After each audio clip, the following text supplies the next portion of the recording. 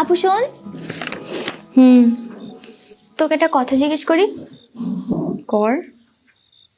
তুই সোহেল ভাইকে অনেক ভালোবাসিস তাই না? পাকনামো কম করিস।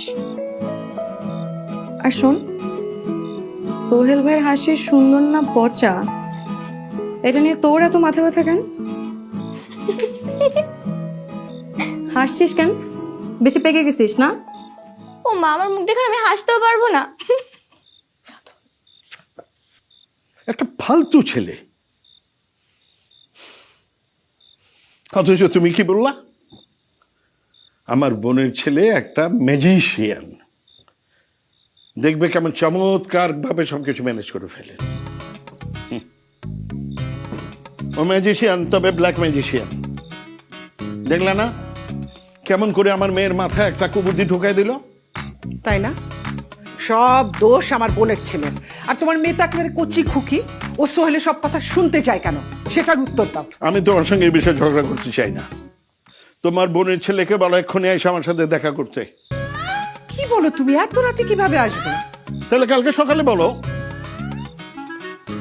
এক কাজ করো, তোমার বোনের ছেলেকে যে বলছিলাম 5,000 টাকা দিব, বলো সেই টাকাটা আমি ওকে দিতে চাইছি। দেখবা টাকার কথা শুনলে তোমার বোনের ছেলে কেমন উইরা আসে। আচ্ছা, তোমার কথাবার্তা শুনলেন একদম গাটা জ্বলে যায়, বুঝলে? কথা তো উড়ে আসবে, একেবারে যেন ফকির ওরা। সত্যি কথা শুনলে তো গা জ্বলবেই। 1700 1700? 1200 টাকা তোমারই সিগারেটের বিল। ঠিক আছে, কারো টাকা দিয়ে দিলে দিয়ে দেবো। আসসালাম আলাইকুম।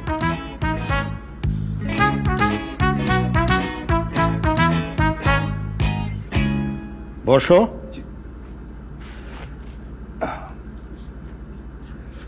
খালু, খালা বলছিল যে আপনি নাকি আসতে বলেছেন টাকাটা নেওয়ার জন্য।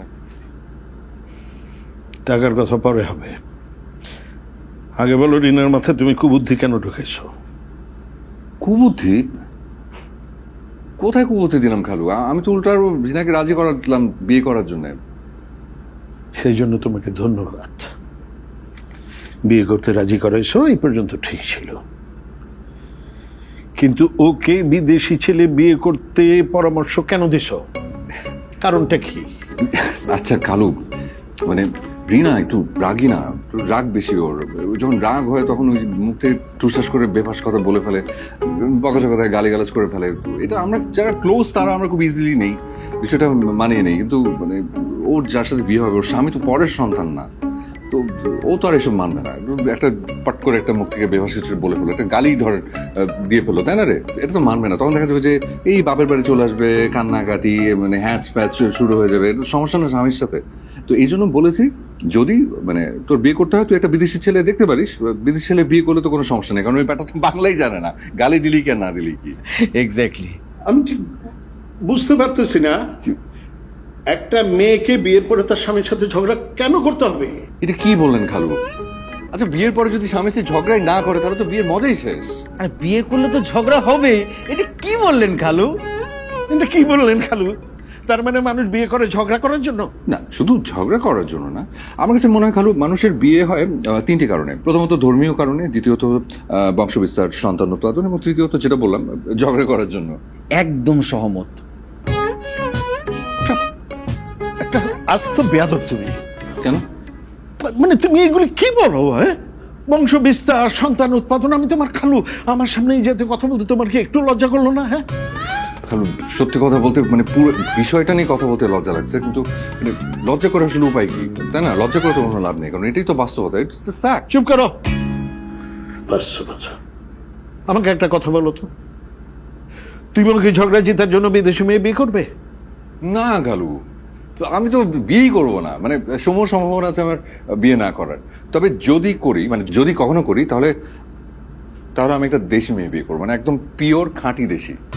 আমিও। কারণ কি? কারণটা সিম্পল খালু, মানে ওই দেশি মেয়ে হয়তো গালিগালাজ করবে, বকাঝকা করবে, কিন্তু কখনো গায়ে হাত তুলবে না, তাই না রে? একদম ঠিক। মাথায় ঢুকে না একটা ছেলে এত ফালতু কি করে হয়, এত ফালতু চিন্তা ভাবনা কি করে করে? খালু টাকাটা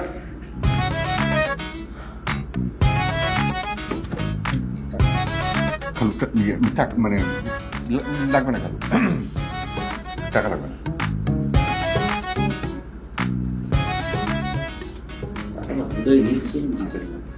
সোহেল ভাইয়া, হ্যাঁ মা গরম গরম পিঠা বানাইছে, আসো খাবা। ও আসছি দাঁড়া।